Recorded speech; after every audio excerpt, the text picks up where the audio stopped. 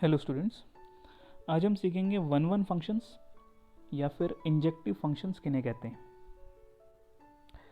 कोई फंक्शन अगर सेट ए से सेट बी के ऊपर डिफाइन है तो फंक्शन वन वन तभी कहलाता है जब सेट ए के डिफरेंट एलिमेंट्स की सेट बी में डिफरेंट इमेजेस हों।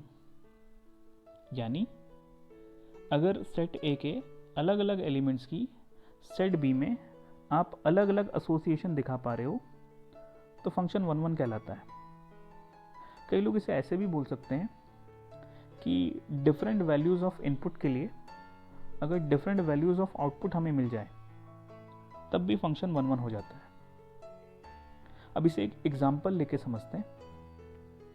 मान लेते हैं हमारे पास एक फंक्शन है f जो सेट ए से सेट बी के ऊपर डिफाइन है। यहाँ पे सेट ए जो है वो मान लेते हैं क्लास 12th के 30 स्टूडेंट्स का है। अब ये ध्यान रखने वाली बात है कि यहीं से हमारा इनपुट आएगा सेट ए से। और मान लेते हैं सेट बी, ये सेट है नेचुरल नंबर्स का, यहाँ से हमारा आउटपुट आएगा। अब हमें सेट तो मिल गया, अब फंक्शन को डिफाइन कर लेते हैं। मान लेते हैं f ऑफ x का मतलब है roll number of student x। यहाँ पे f ऑफ x में x केवल प्लेस होल्डर का काम करता है। x हमें बताता है इनपुट के बारे में, x हमारा इनपुट होता है और ये जो पूरा fx है ये हमारा आउटपुट होता है। तो क्वेश्चन को अगर ध्यान से देखें तो यहाँ पे x का मतलब इनपुट और इनपुट है स्टूडेंट, और fx का मतलब है आउटपुट और आउटपुट है उस स्टूडेंट का रोल नंबर। तो स्टूडेंट इनपुट हुआ, उसका रोल नंबर आउटपुट हुआ। अब फंक्शन भी पता है, सेट भी पता है। अब ये देखना है कि ये फंक्शन वन वन है कि नहीं। तो इसे एरो डायग्राम से समझते हैं। पहले सेट में क्लास 12th के 30 स्टूडेंट आए। इन सबका रोल नंबर जो सेट बी में होगा वो सेम होगा कि अलग अलग होगा? भाई वो तो बिल्कुल अलग अलग होगा। डिफरेंट स्टूडेंट का सेट बी में डिफरेंट रोल नंबर होगा क्योंकि वो एक ही क्लास की बात हो रही है यहाँ पे।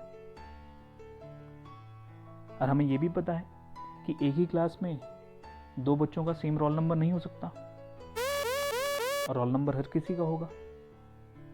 तो हमें इस क्वेश्चन से ये पता चला, इस एग्जाम्पल से ये पता चला कि सेट ए के डिफरेंट स्टूडेंट्स का सेट बी में डिफरेंट रोल नंबर है। अगर ऐसा हो रहा है तो ये फंक्शन वन वन कहलाएगा। बाय चांस दो या दो से ज़्यादा स्टूडेंट का सेम रोल नंबर आ जाता तब हम इस फंक्शन को वन वन ना कह के मैनी वन कहते। अब मैं इस डेफिनेशन को थोड़ा चेंज करूं तो ये फंक्शन मैनी वन भी बन सकता है। अगर सेट ए जो होता वो पूरे स्कूल के बच्चे होते तो पूरे स्कूल के बच्चों में दो या दो से ज़्यादा बच्चे ऐसे भी होते जिनका रोल नंबर सेम होता क्योंकि वो अलग अलग क्लास के होते। ऐसे केस में फंक्शन मैनी वन हो जाता। जब हम कोई स्पेसिफिक क्लास लेके चलते हैं, जैसे यहाँ पे हमने क्लास 12th ली है, तो ऐसे केस में एक ही क्लास में दो बच्चों का सेम रोल नंबर नहीं हो सकता। आई होप आपको अब ये क्लियर हुआ होगा कि वन वन फंक्शन किन्हें कहते हैं। अगर ये क्लियर हुआ है तो इस वीडियो को लाइक करें और शेयर करें। जय हिंद।